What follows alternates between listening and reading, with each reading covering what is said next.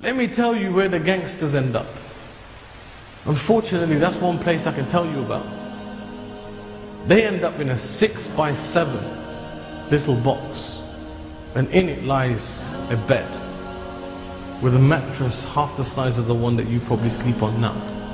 And if you're a nice rich man, then it's probably a quarter of your mattress. There's a toilet in there. And every morning when he brushes his teeth, he looks into the reflection that he receives from some silver paint that was left on a piece of wood. He's not even allowed to keep his toothbrush or his teeth in his own room, in his cell. He has to leave that outside. When he runs out of toilet roll, he has to wait and put an application in to get another toilet roll. Okay, when he feels hungry, he hasn't got a microwave or a fridge to open. He opens a can of tuna, puts a bit of pickle in it, puts it in a bread and eats it. This is the paradise that every gangster gets. And that is the paradise that Allah keeps for people like that. You want to be a gangster, or you aspire to be like one, or you think they're cool and they're big and they're bad. Wallahi, come with me, I'll show you how much of a gangster they are now. You know, once people go behind bars, it's all over. That's 10 years of certain people's lives. That's 15 years of people's lives gone in a flash. And there's nothing he can do about it. Nothing at all. And you think about it. As a gangster, what did he achieve? Yeah, he had a strap of a gun around him somewhere. He popped a few pills maybe here and there, snorted and smoked. What else did he do with his life? So what has he done? He's messed his own life up. He's living in a 7x6. Honestly, I tell you, if I do this in a cell, literally this, I can touch both walls with my hands. And that's without even stretching them properly. That's the type of area that they have. I'm asking you, is this what people want to achieve in life? Is that even a goal? What's wrong with you and me? What's wrong with our society? You know, every time these things happen, you know what we blame? We blame society. We say it was society's fault. A group of brothers were in front of me and they said, Imam Sahib, you know what? It's society. I said, it's not society. Society doesn't force you to do things. Allah gives you and me a choice. Every time you do something, Allah gives you a choice. And it is up to you to do it or to leave it. When you came to the masjid today, did society tell you to come to the masjid? When you go to school for education, does society tell you got to go there?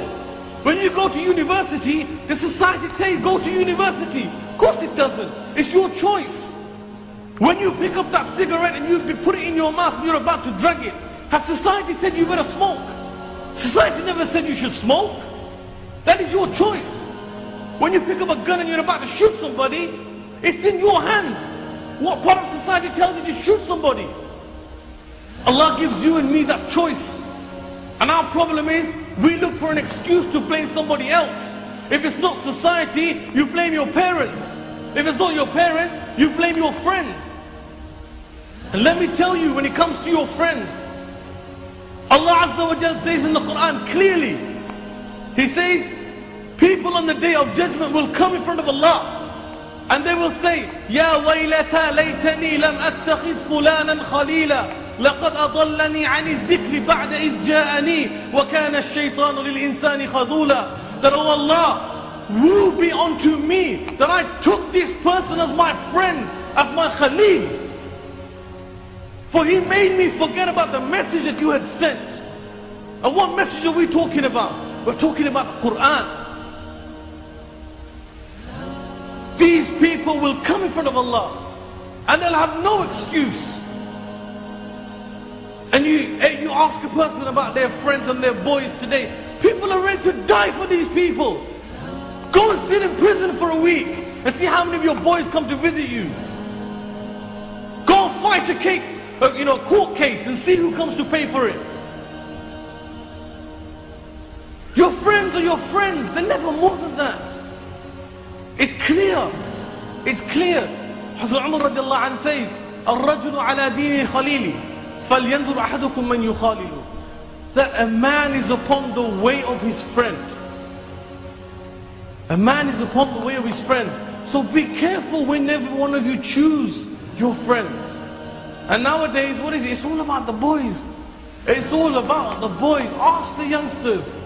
It's all about the boys and the gangs. And you know, oh, he's one of my boys. Yeah, he's one of your boys. Like I said, go and sit in prison and have a look how many of your boys come to visit you. I had a brother from around this area actually. He was a revert to this deen. And he came to me on one Eid. And he was upset. He goes, I can't believe it. He goes, this is my second time in prison. And he goes, you know what? They couldn't even send me an Eid card. Boys. Boys. These were his boys. They didn't have that much inside them to send him an Eid card. And we were ready to die for these people. We sacrificed everything for these people. To such an extent, we sacrifice our parents for these guys. You and me, we do this all the time. You know what? Your mom might ask you to do something. You're like, you know what? Mom, I'm busy. I'm with next, you know, I'm with whoever in Muhammad. Or I'm going out with somebody. I'm going here. Or Mom, I've got plans. And you're ready to go with your boys. You're ready to leave with your boys. This is the life that we live. I asked those same people. I said, guys, where are your boys? They're like, we don't have any boys. And you know what they said to me? They said the only people that supported us through our sentence was our parents. Subhanallah. The only people. So it was that same old man who you used to hate. The man you had no time for. That came to your court cases. That paid for your legal stuff. That came and supported you. That sent you postal orders when you didn't have a penny to your name. And you think about your friends. Who are these people? Who are these people? Who are these people?